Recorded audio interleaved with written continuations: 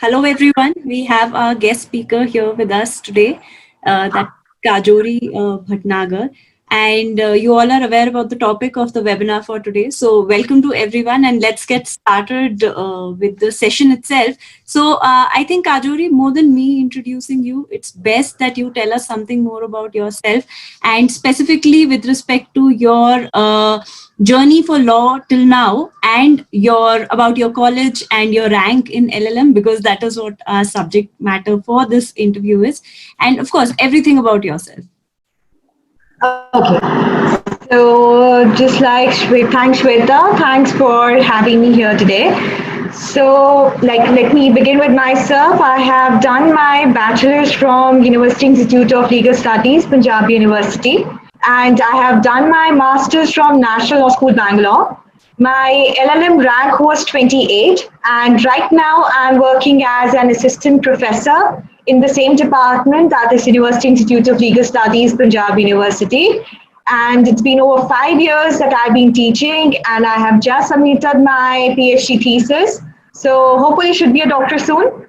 And right now, I think today it's a very nice and interesting topic. And one reason why I totally jumped onto this idea was that I had a couple of my own students who wanted to have an idea about this.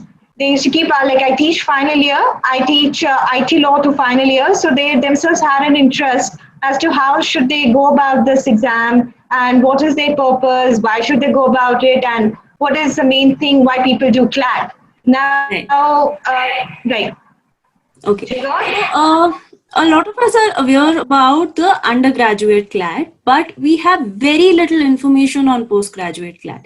And a lot of us, when it comes to thinking about doing a master's after your BA LLB, you think that probably it is only meant for the teaching profession and might not be helpful otherwise. So would you want to tell us something about, one, what was your motivational factor behind taking up LLM, and why specifically CLAT LLM, when often we discuss these things that the traditional colleges, like you mentioned that you are from Definitely. Delhi University, these colleges have had a good base so far as a master's degree for law is concerned. So would you like to put some light on how doing an LLM from a national law university can probably be more helpful for one's career? Okay, now Shweta, I knew this question would come up, so I would like to answer this question in three ways. Yeah. Okay, so first part, why people generally give CLAT, and one of the reasons they give is that a lot of PSUs recruit through CLAT. Right. So coming, like I had rank 28. Okay, so now anybody who is in the first 30 has a fair chance of getting into a PSU. So Right. that is one objective that people have, because that is what PSUs they generally give it also, that we are going to consider these particular ranks in CLAT LLM, and these are the people we are going to consider. These are the people who would be shortlisted for the interview. This is one aspect. Now, coming to the second one, definitely a lot of times, and like I personally also feel at times what happens is that traditional universities, sometimes people feel that the exposure is maybe not enough. There are a lot of people who feel that probably traditional universities, somewhere where they are lacking is, I would not say when it comes to the study part, may not be that much of a difference, but of course, exposure makes a lot of difference. Yeah. National law school exposure is something else. Okay, it is just something that broadens your horizon, and it really opens up your mind to research, it opens up your mind to different things. And a lot of people have a perception that probably if they do a master's in, say, business laws, that's one of the most liked fields by the bachelor students, or the IPR. Like if you ask somebody, what do you want to specialize in, they'll say IPR. So a lot of people would want to specialize in something like this just to get into a corporate sector. Right.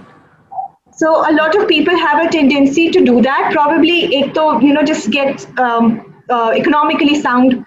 That is one of the aspects. Just to get a job, that is another aspect. Then, of course, there is one third aspect that I did not want to say, but just to put it on a very lighter way, just to get a label. Yeah. Okay.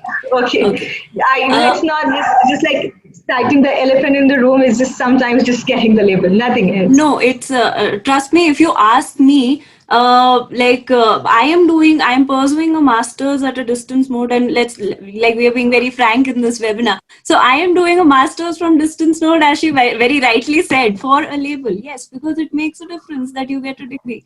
But that's where the difference lies, that when you are studying from a good college, that when you've gotten through CLAT and you've done your master's from there, your visibility so far as, and your approach and your exposure so far as the research scenario for the field of law in India is concerned, that becomes much better. So were you, from your point of view, considering that you are a professor already and you have just submitted your thesis, you're going to be a doctor very soon. So were you always very clear about teaching being the profession that you want to adopt? And was that one of the reasons why you went for an LLM? Not really. Not really. I had actually done my master's in human rights. My a little thought process was diverted towards this field, and I mostly wanted to work in this field, maybe get into UN, or maybe work in the in the legal aid clinics, or maybe just practice. I had a couple of criteria in this respect, but then the changing point happened was that as far as our program here in National Law School was concerned, we had this one trimester where we had to intern, and we had to intern at a different college. So I had gone to intern in Rajiv Gandhi National Law University here in Patiala. So I think that was something that changed a lot of my ideas. It's like the moment I entered the class and I was addressing the class, it actually, just gave it a thought that, this is something very, very different and very beautiful. And it made you feel that you're meant for this. You're meant for this, definitely. This was something else. Okay. So, so one of the reasons why we've already seen why doing an LLM becomes important for law. Now, would you like to tell us something about the process of getting a good rank so far as CLAT LLM is concerned? Because we all do realize that getting through LLM through the CLAT mode makes a lot of difference so far as your career progression is also concerned, because now it's a one course, which was not in India for a very long time. So now you can, after your 5 years of law, you can just do a 1 year LLM, and it makes a lot of, as Kajori very rightly pointed out, that it helps you towards your teaching career, if you want to go to the corporate sector, then it makes a difference. And definitely if you're going to join the PSU, then also it helps you up to a certain extent. So please tell us something about the preparation, how you started with it, and what should be the right mode of studying for the exam, or the right strategies that should be adopted. Okay, now again, this I would want to discuss it in a couple of, if you could just divide it, right? So understanding the fact that probably people now, especially in the final year itself, now, when you come to your final year, I think a lot of universities, and for that matter, everywhere else, you have ample time to study. So that is the point, and that is the time you should go back to the basic subjects. There's something that most of the students are out of touch by the time they come to 5th year. Let's just say it, most of us are out of touch of contract, out of touch of jurisprudence. Let's just put it there, public international law, constitution. Yes, I would not say we're out of touch, because in some or the other way, we keep studying it. Right? Tax, again, I think we generally do it in 4th or 5th year, so it is okay. So a couple of subjects, we could just keep revising them again and again. As far as you could take some subjects, like I was going by the pattern and the format that they're given now, this year's pattern, and this is precisely the way we had it when I had given CLAT. That was having descriptive questions. Now, as far as the descriptive questions part is concerned, the most important thing is that we should have a knowledge of current affairs. Now, current affairs year 2019 was a very, very eventful year. If you see, we had a lot of Supreme Court judgments. We had 370, then we had triple talaq, then we had a lot of other things happening, something that we should always have. And most important in all these judgments is that if we read the whole judgment, let's just read also the dissenting part. Because that is what helps you getting a critical analysis of a particular subject, and that's how you score very, very high as far as descriptive is concerned. Okay, so you should have the knowledge of both the parts. Now, coming back to certain subjects like family law is concerned, labor and industrial law is concerned, tax is concerned, and for that matter, to an extent, constitution is concerned. For them, Bail Act is enough. So you should have a latest edition of your Bail Act. And even now, for the ones who are appearing this year, they should just go through the BERACs very thoroughly and just note down a few couple of cases. Right. Right? Yeah, right. You were saying No, something. please. No. I was. Okay. I have a line of questions. I'll be asking them, and a lot of our audiences started raising their hands. So we'll time. Okay. But your inputs are the most important. So please. Okay. Now, constitution, as far as the whole concept of, maybe giving net also after that, because that is a requirement as far as your lectureship is concerned. Even for net, there are a couple of 40 to 50 cases of Constitution of India, which you will realize in a couple of your 5 years or the study that they keep repeating. Like if you have Keshananda Bharati, Menaka Gandhi, MC Mehta, Bhopal Gas, in those cases, you will have them everywhere. So that's very important that you keep, just have a knowledge or write it somewhere, keep it with yourself and keep revising. That is one aspect. Now, administrative law, again, as a subject is concerned, some subjects like that, public international law or administrative law, they have principles. Right? So now, like administrative law would have a principle like Wednesbury principle, or it will have rule of law, natural justice, separation of powers, things like that, and the cases related to that get important.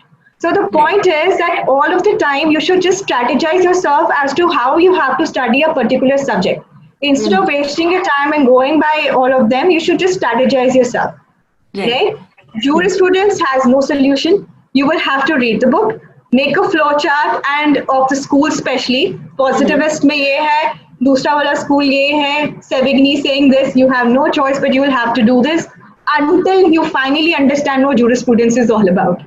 So this is what it is. And that's where my question comes. I remember when I was talking to you over phone, we had a good laugh over this, that when it comes to solving and remembering multiple choice questions, and this is something which is applicable to almost all competitive exams, let it be let it be UPSC, let it be CLAT, LLM entrance, any competitive exam which has any element of memory based learning in it.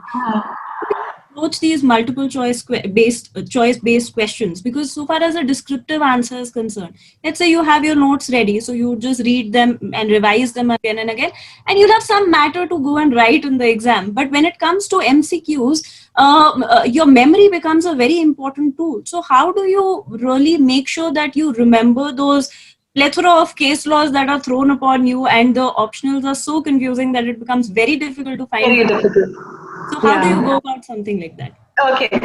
Now, see, MCQs, if you go by, like, I was suggested by senior professors also, and like how they go about it is that you should keep practicing mock test papers. Okay. Now, at least they should be done, like they say, 2 papers a day. 2 mock papers, like if you keep practicing, you keep having the idea about what the questions are going to be like. Right. Okay. So that is one part of it. That is keep practicing them. Another 2 part, what I actually feel is our picture memory is way sharper than just memorizing the whole book. Right. That's not easy. So it's easier to make a picture memory. And how you make a picture memory is by making a flowchart. Right. Okay, so that's one easier way of understanding that how, you should go by your those multiple choice questions. Right? Because one aspect of it is, like, I have personally seen, especially when it comes to criminal law, I made one of my students do that too, and this guy had just appeared for an exam, and it helped him also. What I made him do was, I made him write CRPC, the whole procedure. I said, fine, close the book. He says, मुझे सब याद तो होता है, but जब मैं exam में जाता हूँ, मुझे सब भूल जाता है. I think this happens with majority of people, that you don't remember which section is saying what. I said, okay, close your book, sit here with me, and now right from this first step itself, start calculating what the whole process is. You start with an FIR with section, then you go for a report with section, then you go for this with section. So instead of mugging it up, make a drawing. So once you've done this, you made a picture, now that picture is embedded in your head, and you keep just revising that picture. It is like regular study of 6 hours or 7 hours a day is more fruitful than the end moment 10 hours a day. That's not going to help you. Right. And keep practicing this, keep doing it.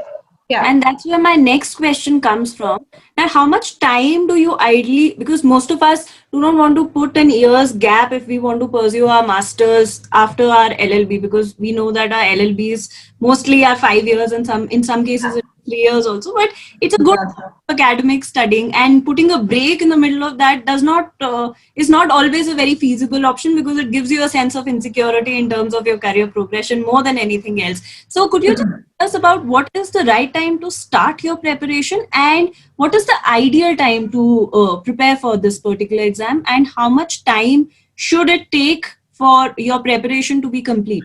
Within how much time should your preparation be complete and you should be ready to take the exam?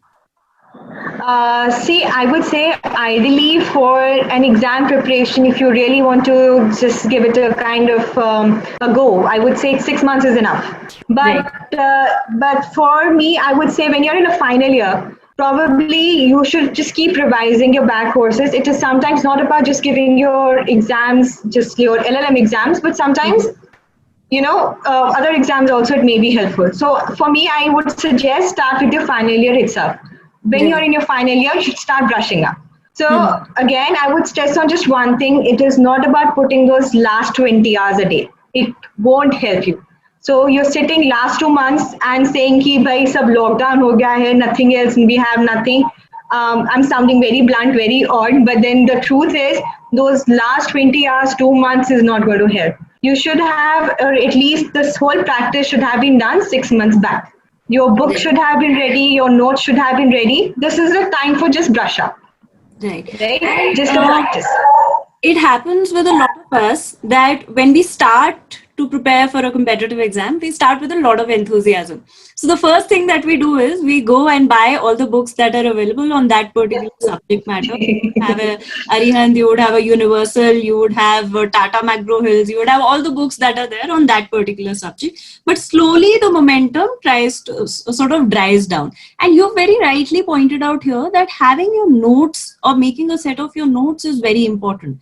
But then how do you begin with this note making exercise? Because a lot of us are of a lot of us law school journey has been the sorts where we have never opened those books. So like, where do you sort of finish that mental block, and you finally, how do you start making notes is a very tough question. Oh yeah, I totally address this, Shweta. I mean, I've been now teaching for 5 years, and trust me, I keep shouting in the class. There's something called as a book. Open it. You should see your textbook. People write textbooks. Do see that, but I think this generation doesn't really. This generation, oh my god.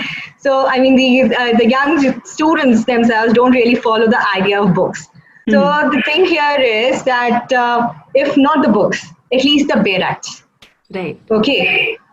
If not the textbooks, just take the bare acts and just keep doing from that only. Like at least for criminal law, I can suggest your CRPC, IPC evidence is related.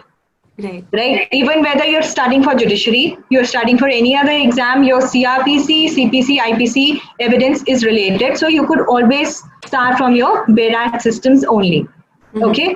Now, again, there are but some subjects again, wahi bali baat aa jati hai, something like jurisprudence or something like public international law.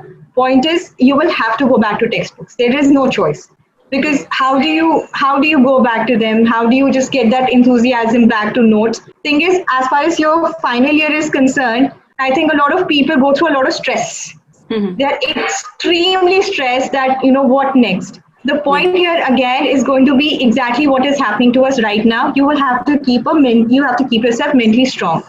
First thing, as far as this journey of law is concerned, it is not a very straight line. It is not something like engineering that you will get out of a college and the placement is standing with you. It is not. And like I tell my students also, if you ever want to compare yourself, do not compare yourself with your friends who are doing engineering. Go and compare yourself with your friends who are doing medical. Probably you and them are standing in the same line. They are also as troubled as you people are. They're also looking for their MD seats. You people still have an option of having a lot of places where you can go for LLM. Those poor things are three seats, 4 seats for MD. Right? So if you ever want to do that, just remember the fact there are people who are struggling as bad as you are. So just keep that in mind and keep going. You will have to keep going, perseverance, and it is a lot of patience that this whole line and this whole field takes. Just go on with that. In fact, I think one of the things that you've stated here is very motivating, that law is one of those professions where you keep growing, you keep studying. So if there's anyone amongst us who feels that who's still thinking about taking the plunge of doing an LLM or not, definitely you should think about it in terms of that. Anyways, if you will be practicing, you'll be joining the judiciary, you'll be teaching, whatever you'll be doing, you will have to study. So might as well get a degree and then study alongside it. It just pays off better. I think, Bhavna, can we take questions from those who have raised their hands? It'll be a good idea to unmute a couple of them, ensuring that there is no disturbance like we have had in our previous webinars. Can we unmute those who are raising their hands?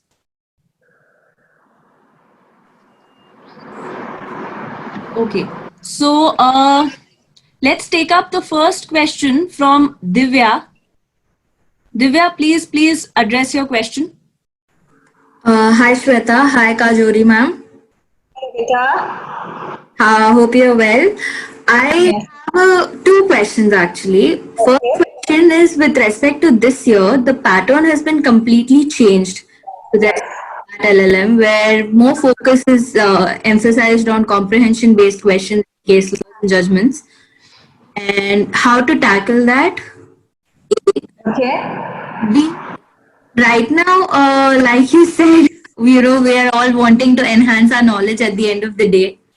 So I am one among the many people, who want to do an LLM from a good NLU. Okay. So how is it, I mean, how difficult or how easy or how would you suggest us to, balance the work-life balance and the student life, this thing? Work life as in, are you working, Beta?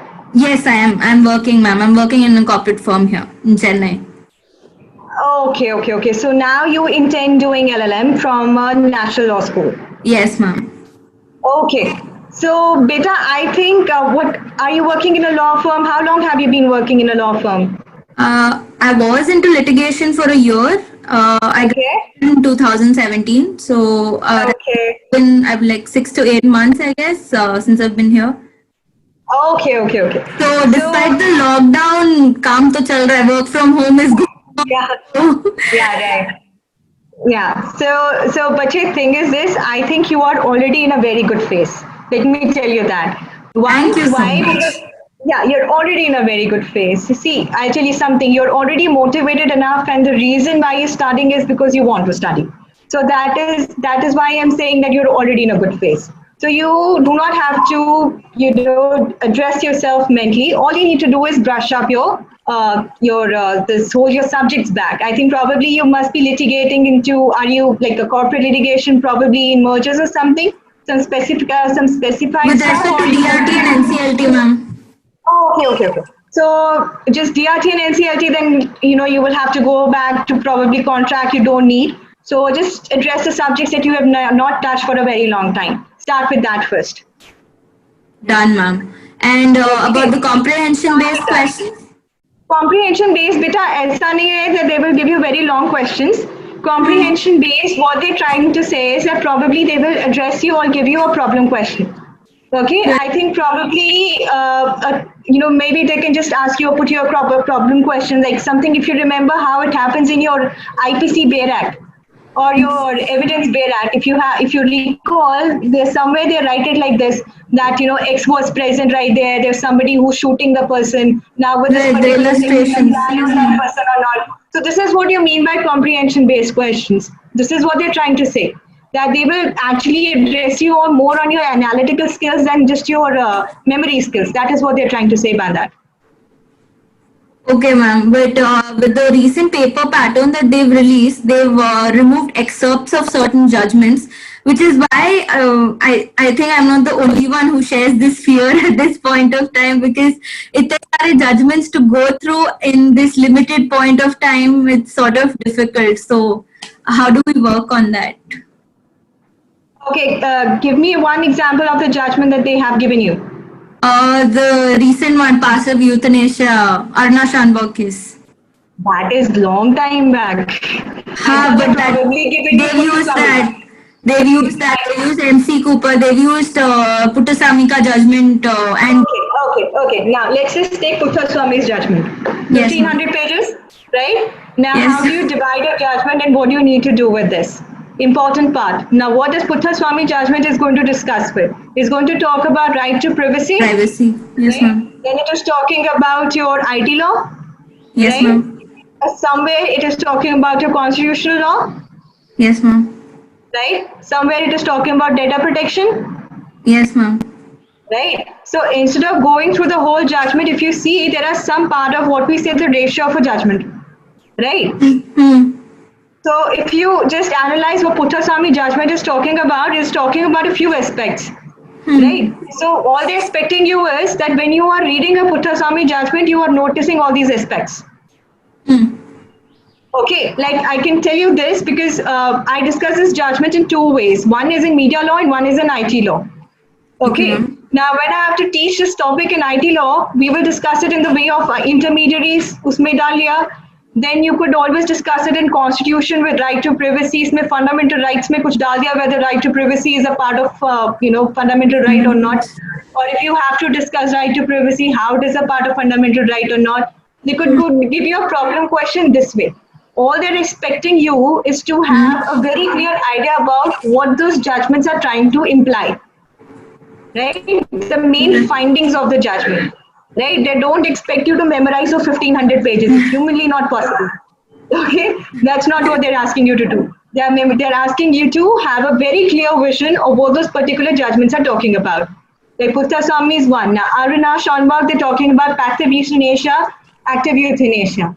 In this, the whole aspect is of right to die. Right to life. Now, whether right to life and right to die. Now, whether right to die is a part of fundamental right or not, and what are the cases that are dealing with right to die, right? Things like this.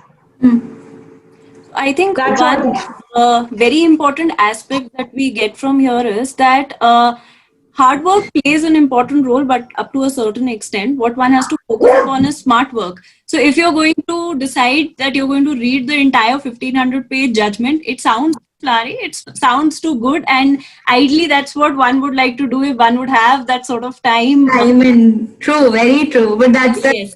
entire. The best way to go about it is to find good quality case notes on these judgments. They are available on the internet, they're available in various books, and stick to them. They also know that as a student, as an aspirant, you have some limitations. So you have to focus on the logical aspects, as Kajori has very rightly connected the dots and told you how to go about it. So you don't have to read the entire judgment. They don't expect. And when they're asking about application based questions, this is trying to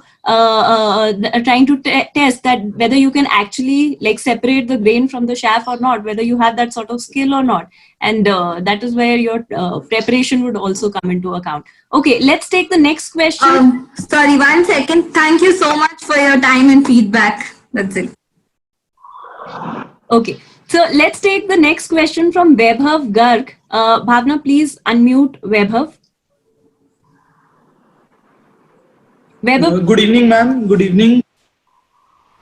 Good evening, Richard. Good evening. My question is right now I am pursuing LLB and I am in a second year of 3-year course.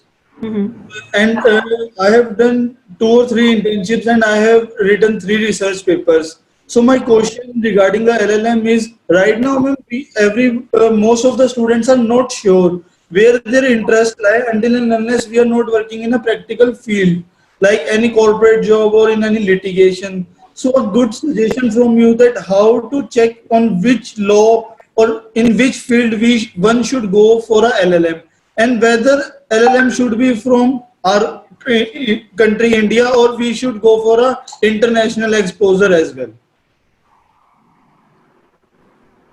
I think Shweta can answer this better. Okay. No, I think so far as the uh, domestic bit is concerned, you should definitely take over.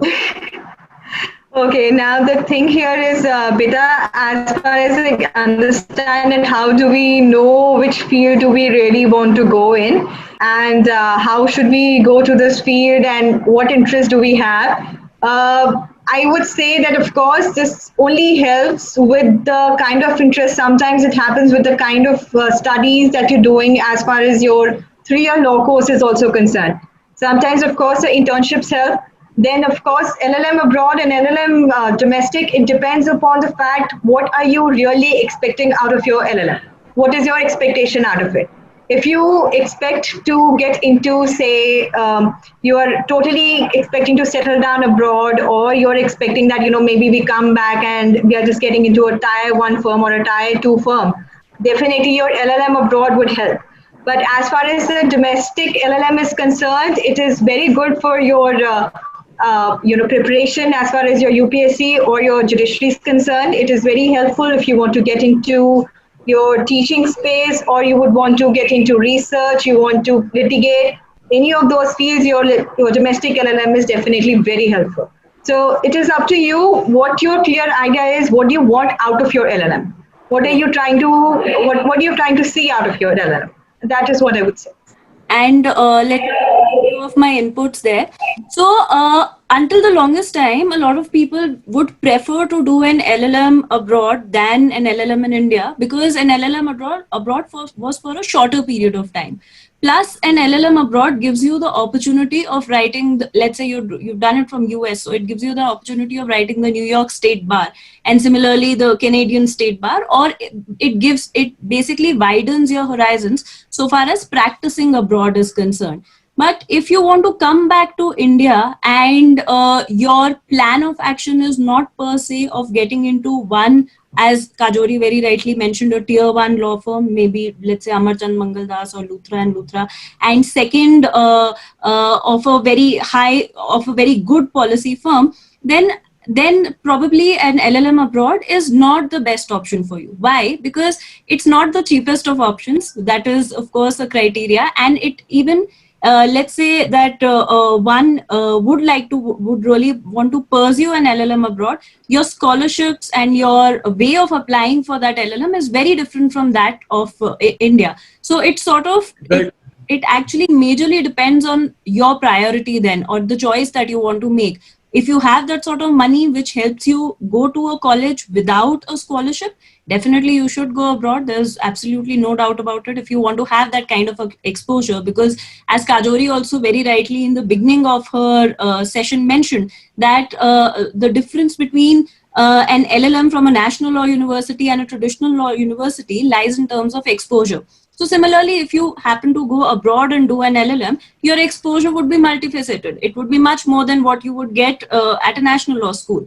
But it has its own challenges, and it's a different field altogether. So if you're someone who is still deciding what you want to do, and you do feel that studying ahead and going into research is one of the areas that you definitely would want to tap and would want to take a look at, then an LLM is a very good option. An LLM is also a very, very good option if you plan to prepare for competitive exams in the near future. As again, Kajori very rightly mentioned, that UPSC, and it makes your UPSC and judiciary journey much smoother if you have a backup plan in terms of a master's. So I hope, Weber, we answered your question. One more suggestion from you. If one has an interest in a litigation, right, then will LLM help his or her in their career or in their litigation field? Kajori, would you like to answer this? Not really. Not really. It's like I have dealt with the firms also, the one who come to the university for placements. Like we recently had, see the outlook of the firms recently, or for the people who come and employees, they rather have persons they can train according to their needs. Right? Like a person who had come to us, he was a senior advocate in Punjab and Haryana High Court. He came to us and he says that he distinctly needs a person who would practice in the field of, say, service law. So he would really want people who would say that I want to practice in constitutional law, or my interest lies in constitutional law, or matters like that. So if there's somebody who is saying I have an interest in criminal law, he's not going to have them, however good that person is. So the point is, whether if you really want to go for litigation, I would say don't waste your time. It is itself going to be a long journey. So instead of that, you should focus on getting to the right people, right connections, and start working from your second year itself. That's my suggestion. Thank you so much, ma'am. Thank you so much. Thank you, Weber. Let's take the next question from Shivika. Bhavna, please unmute Shivika. Hello. Shivika, please go ahead. Good afternoon, ma'am. Good afternoon, Kajori, ma'am. Good Good afternoon, afternoon. ma'am. Ma'am, the only question that I would like to ask right now is, as Divya previously asked, that all the MCQs are going to be comprehension based. Ma'am, Right. when I've been preparing for LLM. I'm in my last year from UILS only. So Yeah, I could guess. That's what I yeah, felt. So, yeah. uh-huh. So, ma'am, I'm preparing from like last year. Like I started preparing in Okay. December for LLM. So as I Okay. saw the pattern, for the last 10-year papers were like MCQ, and they were comparatively easy as I was looking to my preparation. Ki, chalo, theek hai, MCQs hai, they'll be better. But now as the sample paper came out, ma'am, it's like they picked up any random judgment, any random paragraph from the judgment, and they're asking ki which judgment replaced this judgment in the this judgment particularly. So they've given us 4 questions that way, and that's how the sample paper works. So all I want to ask right now is, ma'am, that are we? What kind of judgment that should we read? Like the recent ones, like in last 3 years, should we be reading that? Or like the Yeah. entire, what all Okay. judgment should be on CRP? Because CRPC was never a part of LLM before. We didn't No, used no, to. not really. That was a part of my suggestion how you should go about it. Right. Yeah, yeah. So the point here is, as far as generally the exam pattern goes, and if you're asking me about this comprehensive based, I can just tell you one thing. That's exactly how Delhi judiciary goes. This is Okay, exactly on the pattern of Delhi judiciary. Like they have this tendency of asking comprehension based questions, okay, right? So now, how do you go about this is that you will always have to, if you go by those last year or last 3 years judgment, I think that should be more than enough. The yeah, only thing is that when you're reading those last 3 years judgment, you have to assure the fact, especially the case notes above, like Shweta ma'am had initially mentioned, those case okay, notes above as to what judgments have they overruled. okay. Okay, so that's all that you will have to keep in mind while you're attempting these questions at this point of time. I can say this So would be the best thing to go. yeah, Last 3 years because or maybe last 5 years. yeah, with only 1 month to go, ma'am. Like I was preparing jurisprudence, administrative law, everything. Because Right. but then no question was there from jurisprudence in the sample paper. They're asking army law. They put question the Sedition Act. So the domain is also very vast right now. So even if you have to Beta, it increase, is a sample paper. Like I can say it's a sample paper. It is not really important that everything will be based exactly how the way sample paper yeah, is. okay, They're giving you a suggestive paper that it can come this way, right? okay, So it's not that if you've done jurisprudence thoroughly, I think that is way helpful because of one very important reason, that is most of the times your judgments here, they generally tend to apply, or they can just say that they apply your analytical or a reasonable mind at a point of time. So if you yeah, have an idea as to what is the best suitable answer, that it will also be helpful if you have a very good knowledge of jurisprudence. Okay, okay, and I'm okay, talking about a worst case scenario, okay, right? done. Now, if you're just left with your last 1 month, I would just say the best thing to go about this is, again, just keep practicing. Go on the way that you've been going. There is nothing wrong with that. This is perfectly okay. Don't baffle yourself by seeing those papers. Don't lose your focus, your spirit, nothing. Yes. Just go very Because, calmly. ma'am, Okay? 3 days back, I saw the sandpaper and I was really like, oh shit, the entire practice is going to be useless because Don't nothing do was that. based on the practice I did. No, don't do that. Don't do that to yourself. Don't do that to yourself at all. Just keep your mental state completely fine. That is most important. What Okay. happens is sometimes we know everything, and by the time we reach the examination hall, we all get so baffled that we forget everything. Yeah. Don't do that to yourself. You're going perfectly fine. You are in a very good phase. You're just doing it perfectly fine. बस ये है कि last 5 years की judgment या last 3 years की judgment एक बार देखो and just see what have they overruled. Generally, if you just open the internet, उसमें कोई ज़रूरत नहीं है. Like I was searching a couple of sites. I think I can probably give it to Shweta. She can put it somewhere. Like I was searching Yes. a couple of sites, right? उसमें क्या है? They are giving you some landmark judgments of Supreme Court. Okay. Okay. So now those landmark judgments of Supreme Court could always be an easy reference where you could see them and then just see what judgments have they overruled. True, Okay. ma'am. So this will help you. So this will help you with those comprehension based questions or the judgments that they have been asking for. Okay. In fact, I would like to add here that a very good source for comprised case laws is the DU law material. So if you go to the DU website, you get a summary of the landmark case laws. They've done it really well. So that's of course one of the sources that could add to your preparation. But one very good input that we get again from Kajori here is that all competitive exams, let it be LLM, let it be judiciary, let it be UPSC, let it be the APO exam, what one has to focus more upon is that definitely it is about your intelligence or your hard work, but a lot of it is about your temperament. So a confident attitude is definitely going to make a lot of difference and is probably going to make your mind work faster on all those application based questions which you feel that you haven't read, but trust me, they would be there somewhere or the other in your subconscious mind. Okay, so Thank you, Kajori ma'am. Thank you so much. Thank All the you. best, Beta. All the best. Thank you, ma'am. Thank you. thank you. So let's take the next question from Kartavya. Bhavna, please unmute Kartavya. Okay, please go ahead with your question. Hello, ma'am. Hi. Ma'am, my question is that, ma'am, I am planning to CLAT LLM, but I am also ready for a corporate law firm job. Then, ma'am, how to right way of self practice and how to balance maintain both of us, because we had chance in the tough competition after COVID-19. A lot of jobs will be lost in law firm. Then two options for me: either if we are rejected and lost in corporate law firm, then I can move to PSU. That's the reason my sole objective for CLAT LLM. So right way of study, self study, I know. I somehow didn't really get the last part of it. What was he saying? Shweta, if it is clear to you. He wants to know the right way to Ma'am, go about self-studying for CLAT LLM. Maybe if you could help us, like just Yes, just ma'am. a very good resource so far as the latest case laws are concerned. If you would like to tell us about a book list that one must follow if they're preparing for the CLAT LLM on their own. Okay, for Yes, the ma'am. CLAT LLM, I would say that you could refer to any textbook. Okay, I'm a very textbook person, so sounding very that old generation textbook people. So we can say I go by any textbook that you understand for all the subjects that they have mentioned. You could do that. Of course, then there are a series of textbooks that you could refer for. As far as your practice questions are concerned, they are A.K. Jain, Universal, Rashid Ahmed, and Singles textbook for your practice papers. And of course, then there are a couple of sites that you could also refer to, because if you do not have the books right now, you could go to indialegallife.com. Then there are a couple of, like I was seeing it yesterday only, there was this lawmint.com. Then there is this abhyas.com. There are about these 2-3 websites that you would refer for your practice papers. And these are your books, and these kind of websites are going to be very handy as far as your practice and your studies are concerned. This is okay.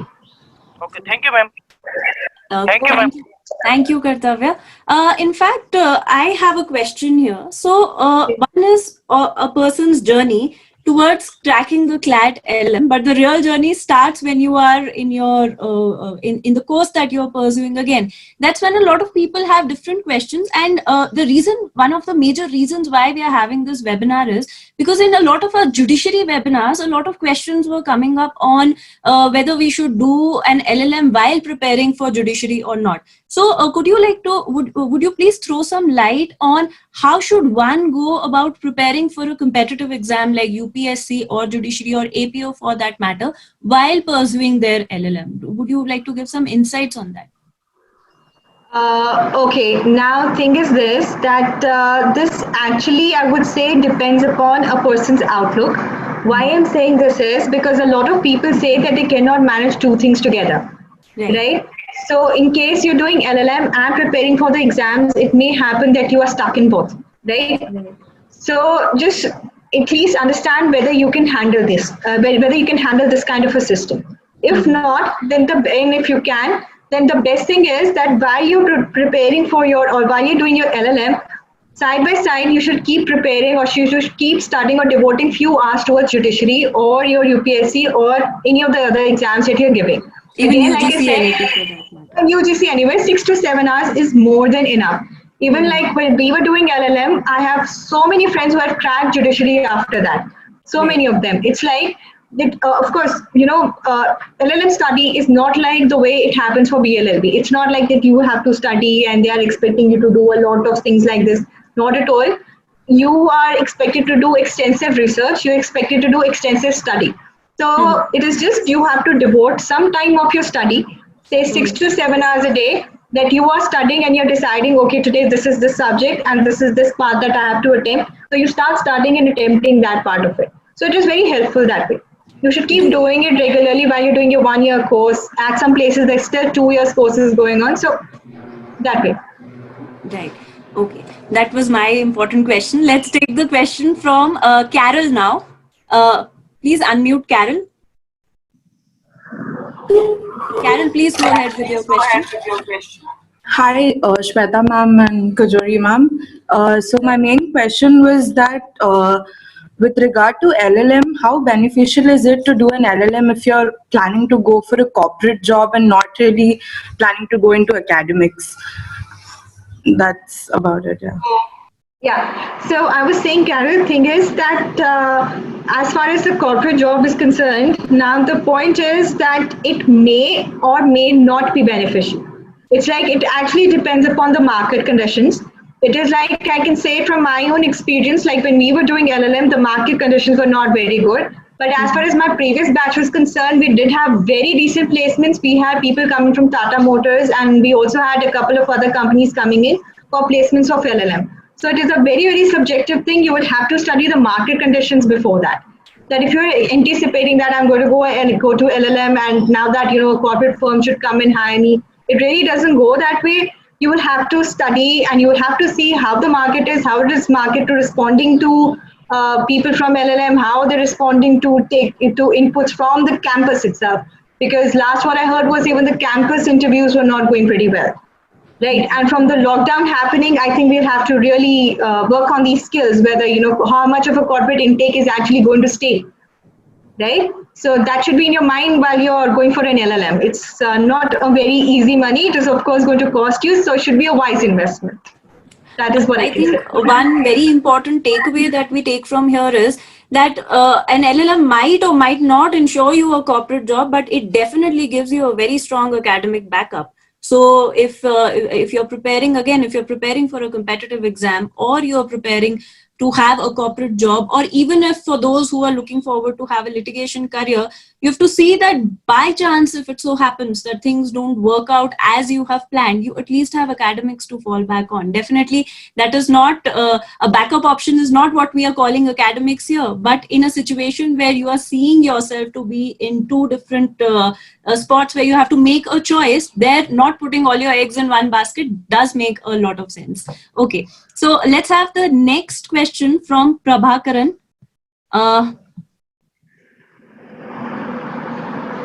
Can we please unmute Prabhakaran? Hi, Kajori ma'am. Hello, beta. Yes, ma'am. I'm from third year student studying 5 years course in government law college. Myself, I'm clearly blank. I'm being panic of these things like CLAT LLM. Whether a government law college student can easily crack it? Is the standards?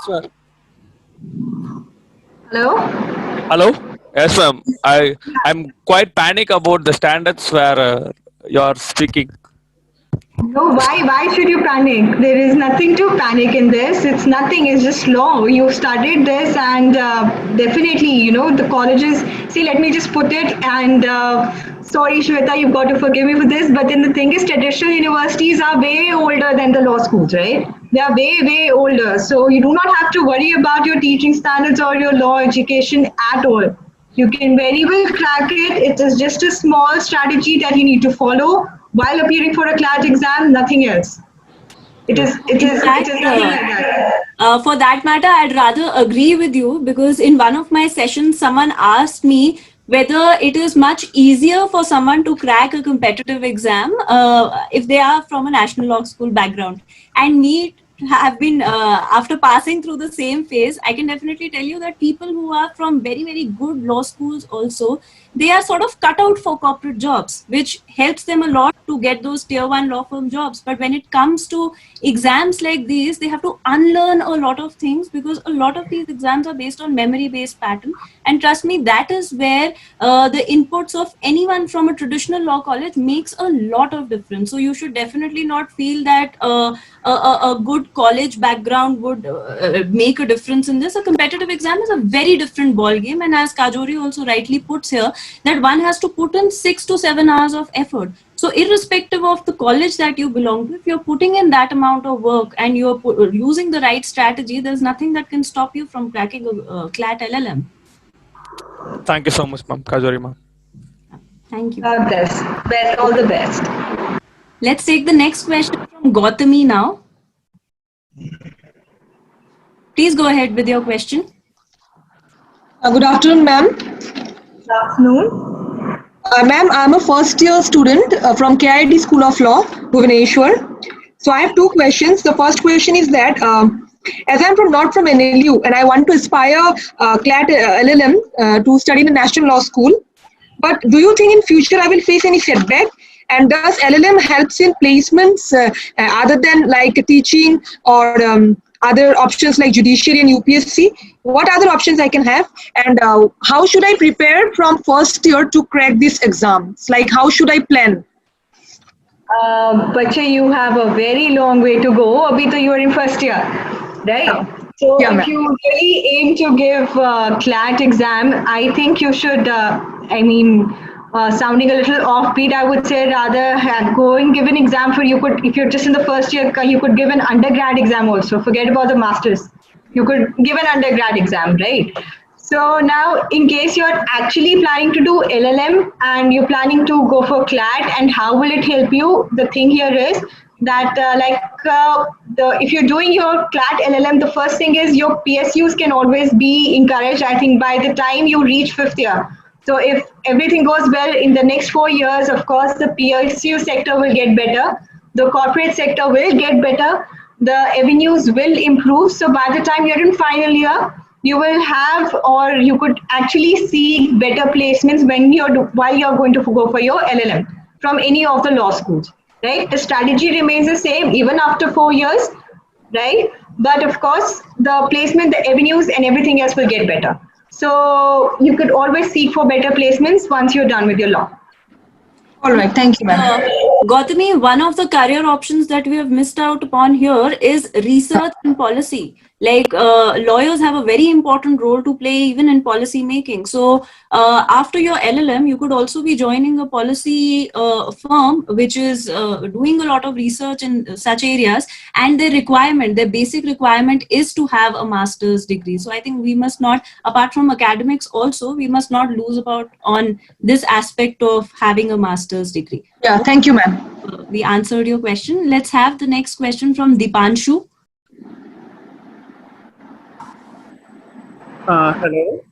Yeah, please go ahead with your question. And actually, I'm entering in my final year. Okay. And I have heard about that the CLAT LLM exam, those who have good ranking, and I don't know what type of ranking they require to have appointment in PSUs like ONGC and GAIL, etc. And I have experience in ONGC internship in ONGC, so that's why I'm much lean about the ONGC and all. Can you tell me what type of rankings and what type of procedure of appointment in ONGC like PSU? Yes, this is actually, I would say, a very, very valid question. Thing is that as far as the placements of PSUs are concerned, they generally go for first 30. Okay. If you are in first 30, you generally are at a very secure place. All they'll do is they'll call you for an interview, and if you're shortlisted on the basis of those interview and things, they can get you placed directly. So that will totally depend upon your CLAT score and your CLAT ranking, and you should aim for first 30. Hello? Yeah. Hello? I think we answered Dipanshu's question. He has muted himself probably. Okay. So let's take the next question from Pankhuri then. Please unmute Pankhuri Bhavna. Pankhuri, please go ahead with your question. Good evening, ma'am. Good evening. Ma'am, actually my question is like, for now I have taken a specialization from my college only in IPR while doing 5-year course.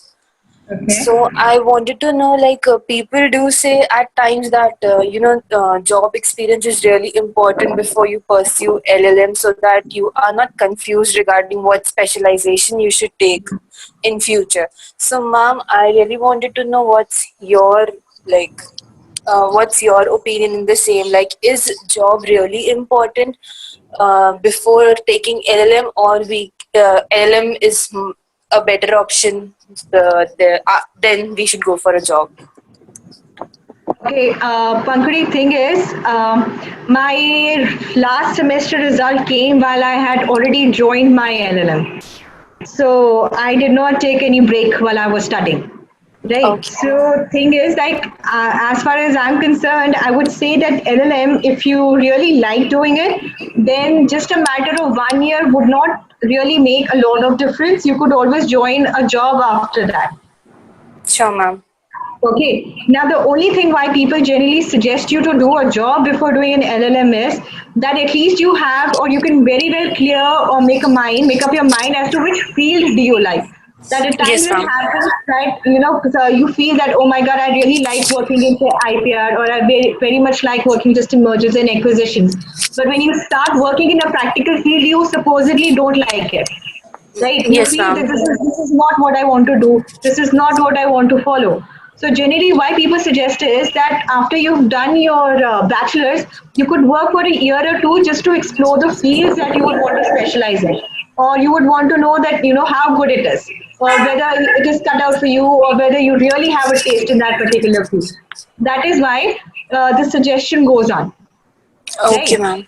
So that is the only suggestion why people make it up, right? But if you're very clear that you really like this field of IPR, I would not stop you from doing an LLM, and just continuing with your LLM right after your bachelor's won't really stop you from anything.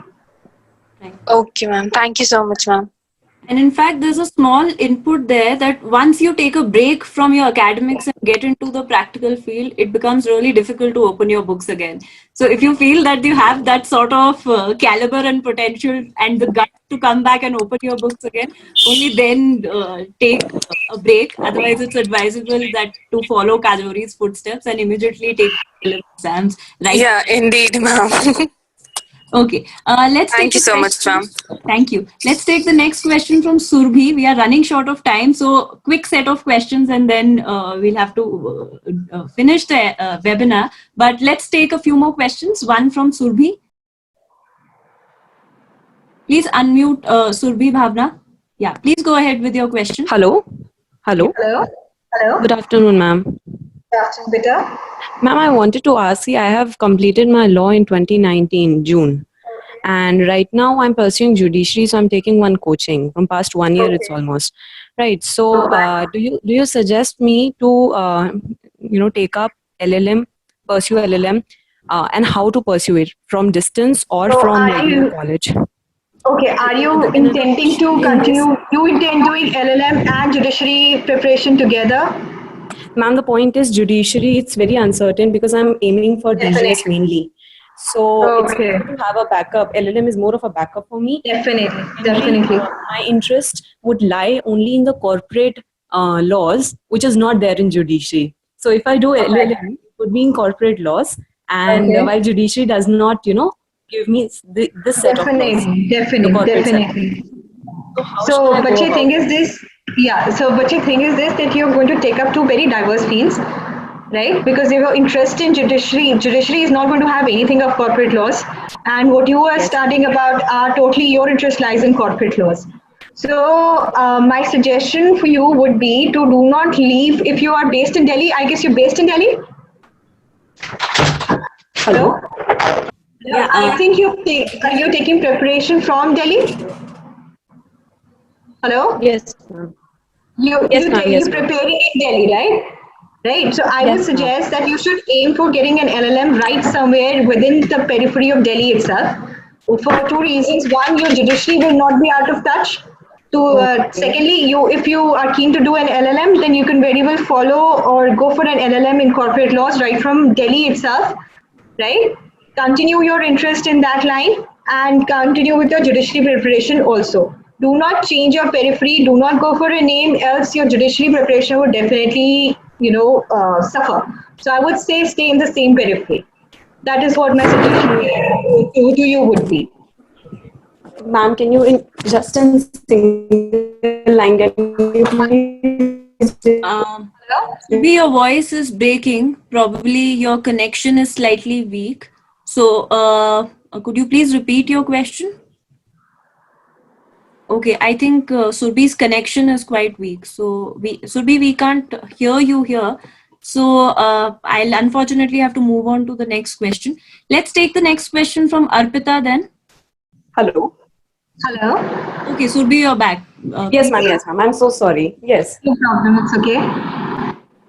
Yeah. So you were saying that I should pursue it from Delhi College only because I'm in that periphery. Yeah, don't do that. I mean, that is what my suggestion is. Of course, you have your own choices, but I think because your judiciary preparation should not suffer from your movement. So it's better to be staying in the same periphery and keep working on both the objectives together. That will be my suggestion anyway. Ma'am, is it a feasible option to pursue LLM with judiciary? Like people, like earlier also Shweta ma'am suggested that you complete your LLM and then it will give you a competitive edge while preparing for judiciary. But mine is a reverse case. I'm already preparing for judiciary and thinking of LLM as a backup option. That's perfectly okay. You see, I'm talking about myself. I generally hate doing that. But in my own batch, what happened was there were a couple of people who had been preparing for UPSC. They had been preparing for judiciary who had joined in. So probably, so after that, there was one of the boys who had cleared UPSC after getting into LLM, and then he left. Then there were a couple. My own batchmate, he had joined in the LLM, studied for 2 years, and then joined Haryana judiciary. So the point here is, what happens is that if you can, just go tally with me, it is that judiciary results sometimes take year to year and a half. Yes. So by that time, you are already done with the LLM. So that is what happens most of the times. So LLM is not bad as a backup option. You could very well do it, right? But just ensure the fact that your judiciary preparation does not suffer while you're doing your LLM preparation or while you're doing your LLM, right? That's the only thing that you should focus on. Okay. Thank you so much, ma'am.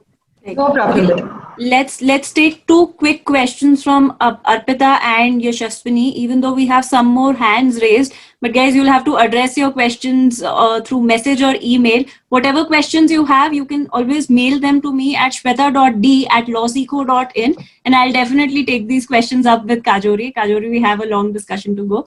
So let's quickly take questions from Arpita and Yashaswini here because we are running out of time. So Arpita, please address your question.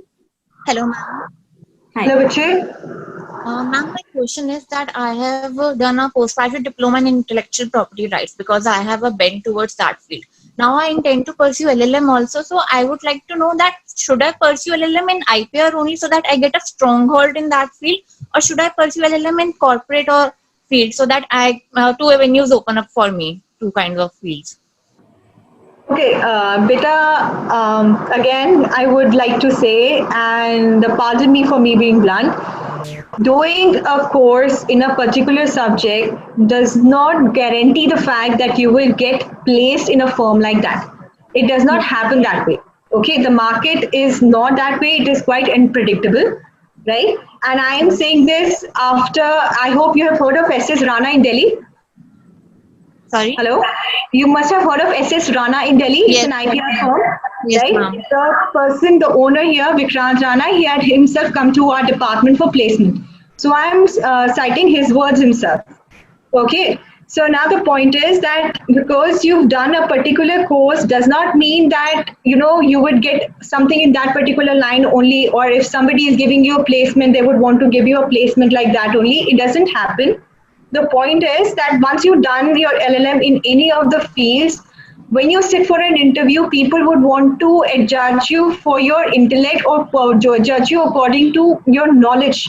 It does not depend on which subject does it have. So irrespective of any subject, do it in the subject you like, do it in the subject you really, like, you address to, you suggest, corporate laws, anything that you would want to do it in. The world is out there, but do not expect anything out of it. That, okay, now that I'm doing it in corporate laws, somebody from corporate firm will take me, nothing like that. It doesn't happen that way. Okay, so do it in subject you like. It's going to be fine either ways. Okay, thank you so much, ma'am. And definitely adding those to your internships and your practical experience itself, that will help you get the job. So yeah, both the things balance each other out accordingly. Okay, let's take the last question from Yashaswini here, and then we'll have to end the webinar. Last question from Yashaswini, please. Please go ahead with your question. Hello, ma'am. My first question is like, what is the difference between CLAT UG and PG? Because I did CLAT UG without much preparation, and I want to know the difference in terms of the competitiveness. Like, more students apply for CLAT PG, and how much of preparation is required? And my second question is, I have heard that placement opportunities are much less when you do a LLM in an NLU than you do a LLB at NLU. And if so, what is the reason? And the package provided also is low, it seems. So why is there a difference in that? And my third question is that I wanted to become a space scientist before I joined law. But now, as I did law, I want to delve into the topic of space law. So what are the career prospects in me getting into ISRO? Should I do a LLM or is LLB fine?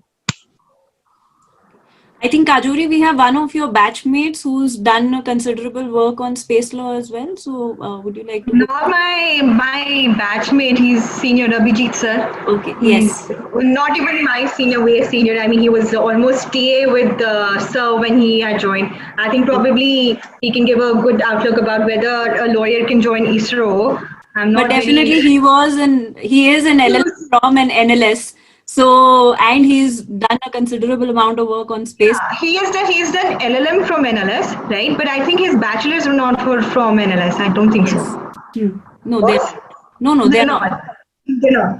Okay, so let's address her first question. Let's address her first question. Now, the point here is the number of people who appear for CLAT bachelors is way more than the number of people who appear for CLAT LLM.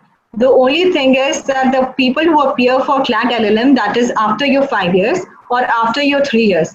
Okay, so that's the only difference. Now, as far as the placement part is concerned, like I said, that it's not my idea, but it is how the market operates. For them, having a fresher, it happens in the field of engineering, it happens in the field of business, it happens in the field of any other, pharmacy, or take any other field.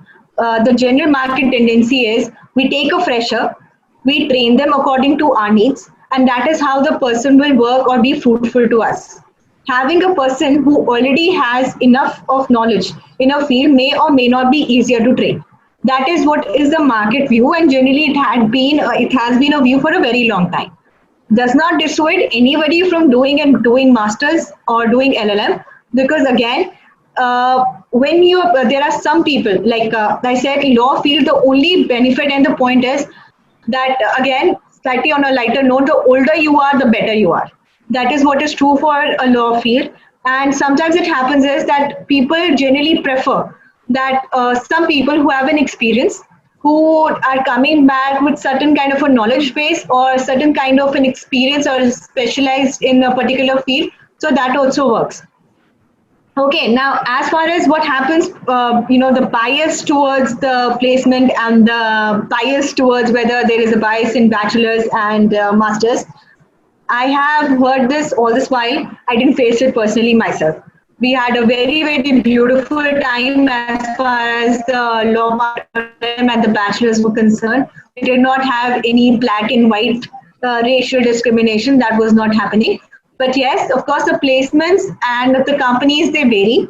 Because again, I told you, not what my thought is, not what maybe Shweta's thought is, but that's what people generally perceive. That, people who are doing their bachelors in NLS have a more superior mind than the ones who are doing their masters. That is what people have in their mind, which may or may not be true. Okay, so that's why because the packages differ, or that is why it happens. But that does not mean that's a very standpoint, and that is how it will stay.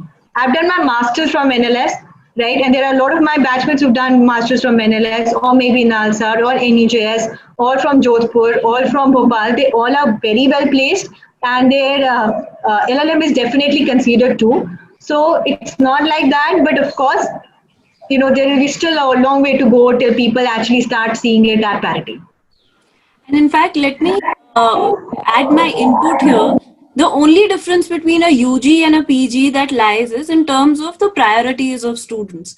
So you see that a lot of people who are coming into law schools at the UG level, their priorities are corporate job, which might not always be the case for those who are coming for LLM, because by the time you are applying for an LLM, you're mature enough. Your priorities are very set in front of you. You're very clear in terms of whether you want to go in for research, whether you want to go in for academics, whether you want to go in for a competitive exam or a corporate job. So considering when there are so many options that are available to you at a PG level, there it is a very logical outcome of it that people who are applying and people who are getting corporate jobs is relatively lesser than those who are in UG, where you have very limited options in terms of, okay, if everyone is getting placed and everyone is going for a corporate job, you sort of follow the bandwagon effect. So almost everyone is applying for a corporate job. It doesn't mean that that sort of options is not available at the UG level, at the PG level.